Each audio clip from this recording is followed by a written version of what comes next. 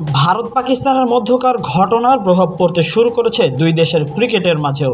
ভারতে আইপিএল এর পাশাপাশি পাকিস্তানেও চলছে পিএসএল। তবে গতকালের ঘটে যাওয়া সব অনাকাঙ্ক্ষিত ঘটনায় প্রশ্ন উঠেছিল কি হবে আইপিএল ও পিএসএল এর ভাগ্যে। গতকাল ধর্মশালায় ড্রোন দিয়ে হামলার পরিকল্পনা হলো বিসিসিআই জানিয়েছে যে তাদের লাইট ইস্যুর কারণে পরিত্যক্ত ঘোষণা করা হয়েছে পাঞ্জাব ও দিল্লির মধ্যকার ম্যাচটি। তবে আজ সকালে এসেছে ভিন্ন সিদ্ধান্ত। অনির্দিষ্টকালের জন্যই আইপিএল বন্ধের সিদ্ধান্ত নিয়েছে বিসিসিআই।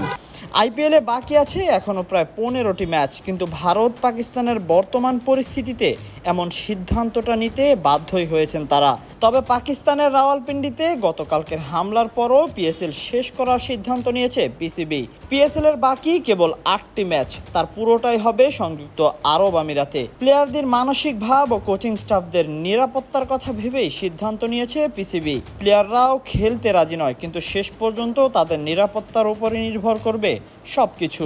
আজ আইপিএলে অস্ট্রেলিয়ার প্লেয়ারদের দেশে ফেরত নেওয়ার কথাও শোনা গিয়েছে।